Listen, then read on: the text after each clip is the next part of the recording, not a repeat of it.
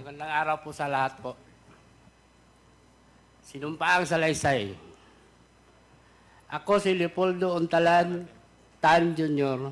Nasa 54 na taong gulang Pilipino at kasalukuyang kapiit sa Service Support Company, Philippine Military Academy. Matapos makapanumpa na ngayon sa batas ay malaya at kusang loob na nagsasaad ng mga sumusunod. Noong taong 2005, ako ay nahatulan at nakakulong sa Davao Prison Penal Farm dahil sa paglabag ng RA 9165. Noong mga bandang July 2016, habang sinisilbi ko ang aking sentensya sa maximum compound, dumalaw sa akin ang kaibigan ko na si SPO4 Arthur Narsulis. Si SPO4 Arthur Narsulis ay kaklase ko noong high school.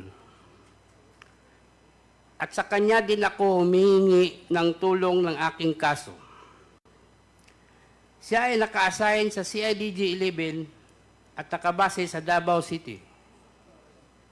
At boss niya si Colonel Edelberto Leonardo, Regional Chief ng CIDG 11, Davao City, at Lieutenant Colonel Regina Garma. Noong araw din yun, nakiusap sa akin si SPO4 Arthur Narsulis at sinabi niya na may ipatatrabaho ako sa iyo at may basbas sa taas. Baka matulungan ka rin namin na makalaya. Kakausapin ko namin ang presidente. Sabi pa ni SPO4 Arthur Narsulis, sayang din itong isang manok kada ulo. Sa aking pagkakaintindi at pagkakaalam, ang isang manok ay 1,000,000. Tinanggap ko ang alok ni SPO4 Arthur Narsulis na pera at pangakong makakalaya ako. Dahil naniniwala ako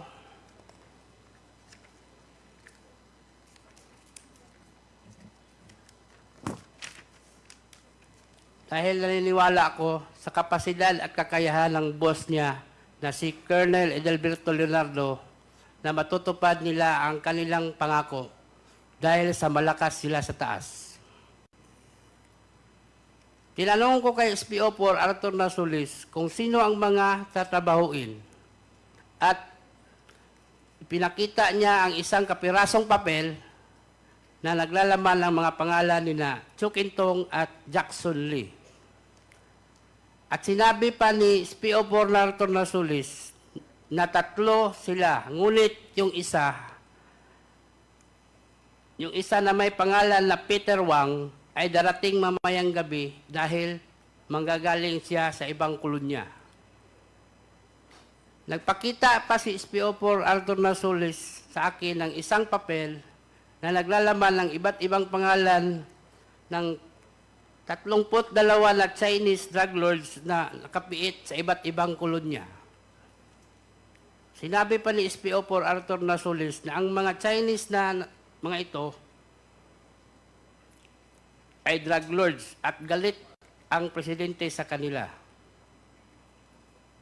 Kinabukasan at sa mga sumusunod na araw, nagmanman ako at nagtanong-tanong ako tungkol sa 3 Chinese drug lords. At nalaman ko na ang mga ito nakakulong sa foreign ward na bakod ang pagitan sa amin at may barbed wire pa. Kaya isang gabi, tumawag ako kay Arthur Narsulis at sinabihan ko na mahihirapan ako na kunin yung 3 Chinese drug lords kasi nakabukod sila. May bakod at may barbed wire pa. Sinabihan ako ni SPO4 Arthur Narsulis na maghanap ako ng kasama ko para sa trabaho sa 3 Chinese drug lords. Ibabartolina na lang kami at doon na namin isasagawa ang pagpatay.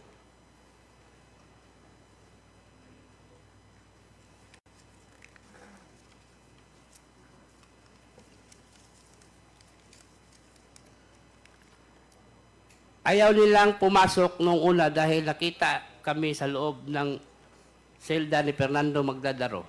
Dahil dito, inilipat muna kami. Excuse me, sinusundan namin ng iyong affidavit, no? Parang hindi kasama itong pahinang ito. Pwede bang malaman kung kasama ito sa iyong itong number 14, page 3? Para lumagpas ka. Page 4 na siya eh. Number 14. Paki 13.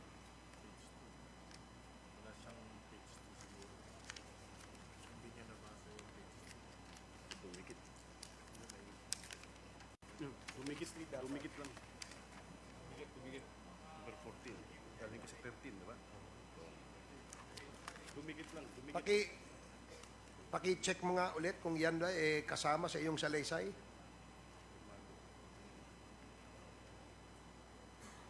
Opo. Kasama ba yan? Kasama po. Pakisagot mo lang.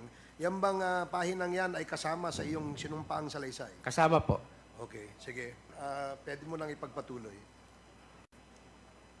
Dito ko na kinausap si Fernando Magdadaro na kasama ko din na bilanggo sa Davao Penal Farm and Preston Farm. Si Andy ay kaibigan ko at alam ko na isa siyang trabahante. Sa sumunod na araw ay bumisita si SPO4 Arthur Rasulis at kinausap kami ni Andy sa labas ng Davao Penal Farm. Dito binuksan ng gate officer ang control gate at nakita ko din sa gate si Superintendent Gerardo Padilla at tinapik pa ako. Noong papalabas kami ng gate, narinig ko yung isang empleyado sa pintuan napuntahan si Fortaleza, Major Fortaleza. Sabihin nyo na may dalaw siya. Ang classmate niya na si Garma. Ang Garma na tinutukoy ay si Lieutenant Colonel Ruina Garma na sa pagkaalam ko ay taga CIDG. Kilala ko si Lieutenant Colonel Ruina Garma na karelasyon ni Art SPO4 Narsulis. Kinabukasan, nagkaroon ng search at pinalabas na may nakuhang sachets ng shabu sa aking bulsa. Dahil dito, ako ay dinala sa Bartolina, Silda 6, kung saan nakasama ko si Fernando Magdadaro na nakuhanan din ng shabu sa bulsa. Sa loob ng Bartolina, lumapit si Jimmy Fortaleza at sinabihan ako ng, "Tol, trabahuin nyo yan. Hindi kayo pwedeng pumalpak." Habang nasa Bartolina kami, si Jimmy Fortaleza ang nagbibigay sa amin ng kanin, ulam, sigarilyo at coke. Pagkaraan ng 2 araw, dinala ng mga taga-Bucor yung 3 Chinese drug lords sa Bartolina, Silda 6.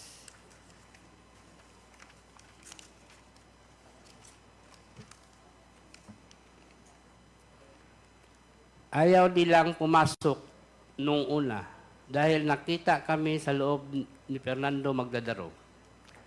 Dahil dito, nilipat mula kami sa Bartolina, Silda 4, saka pumasok ang 3 Chinese drug lords at pagkaraan ng ilang minuto ay binalik din kami sa Bartolina, Silda 6. Noong August 13 ng gabi, pinagsasaksak na namin yung 3 Chinese drug lords. Ginamit ko ang korta at pagsaksak at si Fernando Magdadaro naman ay gumamit ng 29 balisong sa pagsaksak.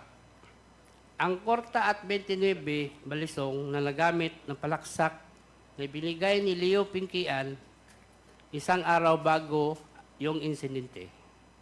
Si Leo Pinkian ay mayor ng Bartolina.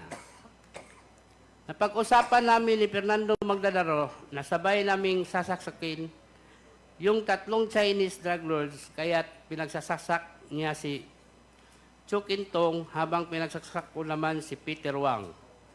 Pagkatapos sumunod na pinagsasaksak ni Fernando Magdadaro si Jackson Lee. Pagkatapos ng insidente ng pagpatay sa tatlong Chinese drug lords, nilagyan ni Fernando Magdadaro ng malong yung rehas ng Bartolina, Silda Sais, para hindi makita ang duguan ng katawan ng tatlong Chinese drug lords. Pagkatapos ay dumating si Superintendent Gerardo Padilla sa Bartolina, Silda Sais, at sinabi niya na, anong ginamit ninyo? Ihagis sa labas. At hinagis naman namin ang korta at ang balisong sa labas ng silda. Nilabas namin sa selda ang kamay namin at pinusasan kami ni Sir Puro. Pinalabas kami para dalhin sa IS Investigation Section.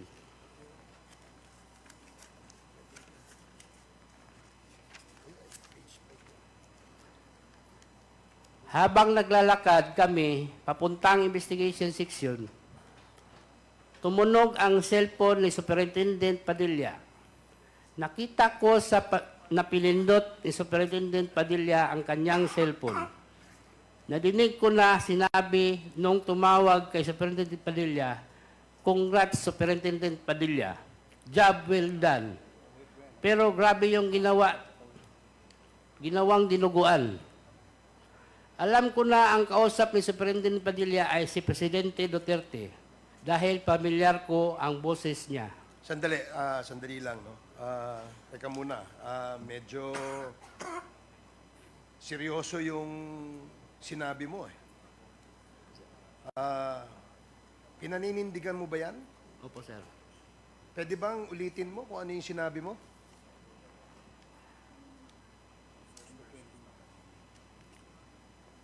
Habang naglalakad kami papuntang investigation section, tumunog ang cellphone ni Superintendent Padilla. Nakita ko sa na pinindot ni Superintendent Padilla ang kanyang cellphone. Nadinig ko na sinabi nung tumawag kay Superintendent Padilla, "Congrats, Superintendent Padilla. Job well done." Pero grabe yung ginawa, dinuguan. Meron kang kasing binanggit eh, na pangalan eh. Yung nandito sa number 29. Ito ay pinaninindigan mo. Opo. Pwede bang pakiulit mo ulit kung ano yung sinabi mo dito? Alam ko na ang kausap ni Superintendent Padilla ay si President Duterte dahil pamilyar ko ang boses niya.